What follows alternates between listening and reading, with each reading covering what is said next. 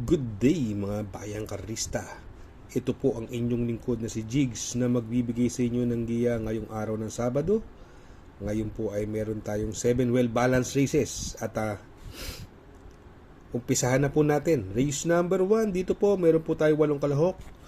Ang distansya ng takbuhan ay 1,300 meters. First choice ko po dito, numero 3, Amans Aman, sakay ni Jackie J.L. Lazaro. Wala akong ibang nakikitang mabilis dito kundi yung kakwadra niyang numero 1 Be Kind. Siyempre magkakwadra yan, parehas kay Sibilia, magkakampihan ngayon yan.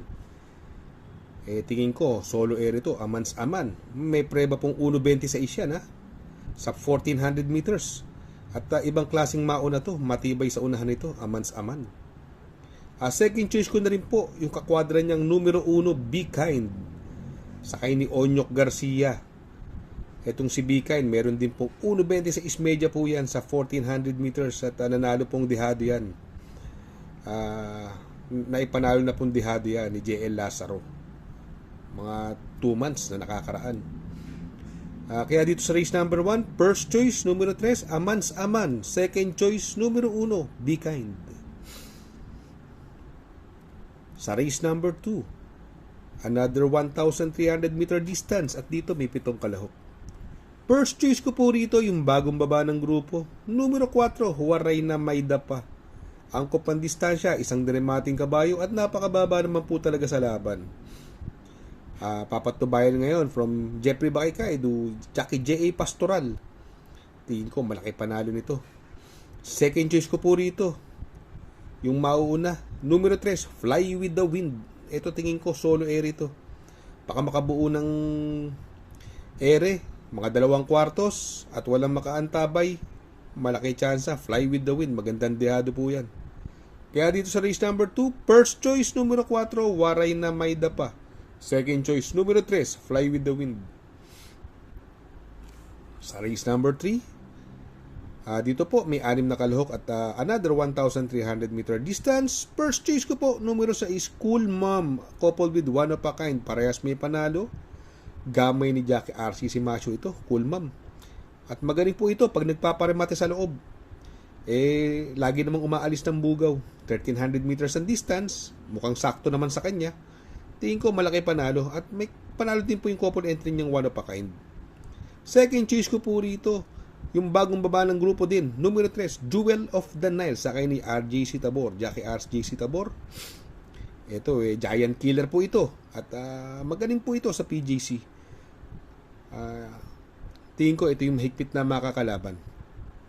Yung mga nagnanais po ng pandihado, tingin ko solo ere, numero 5, Quincy, sakay ni Jackie Pamboy Ponce. Baka makabuo ng ere ito, maiksi ang distansya, malaki panalo, numero 5, Quincy. Kaya dito sa race number 3, first choice numero 6, Cool Mom coupled with One of a Kind. Second choice numero 3, Jewel of the Nile. Third choice na pandiyado, numero 5, Quincy. Sa race number 4, another 1,300 meter distance at may 7 kalahok. Saksakan ng baba, numero 1, Full Combat Order sakay ni Onyok Garcia. Kaya lang hindi masyadong magaganda yung mga huling takbo, no? At mukhang wala ito sa kondisyon. Pero yung mga gustong isama yan, ilagay nyo na lang po. Hindi ko lang po siya kursunada. Pasensya na po. Ako, puro dihado na pupusuan ko dito Yung bagong baba ng grupo. Numero 2, Marvin's Pride, no? Sa akin, Patar Gusi. Itong si Marvin's Pride, pwedeng iuna, pwedeng isunod. Sa tingin ko, malaki tsansa nito. Marvin's Pride at magaling po yan dito sa PJC. Nakakalaban yan. Sila Ladybug Red. Sila Amans Aman, no? Marvin's Pride. Nakalaban yan noon pa. Second choice ko po rito, numero 7, Space Jam. Sakay ni Jackie Ison Bautista. Ito, magaling kay Jackie Ison to. Space Jam, pwedeng iuna, pwedeng isunod. At bumaba po ng grupo ito. Magandang dihado, Space Jam. Magsasama po ako ng pandihado. Tingin ko ito mauna at solo ere. Numero 4, Regal, sakay ni Jackie Lester De Jesus. Alam nyo, nung nanalo pong super long shot ito, Sakay ni Jackie R.A. Base. Nagprueba po ng 1.13 yan sa 1200 meters. Kaya tingin ko mabuting kabayo yan, Regal. Baka makasolo ere. Sa tingin ko, magandang pandihado yan, Regal. Kaya dito sa race number 4, no? First choice, numero 2, Marvin's Pride. Second choice, numero 7, Space Jam. Third choice na pandihado, numero 4, Regal.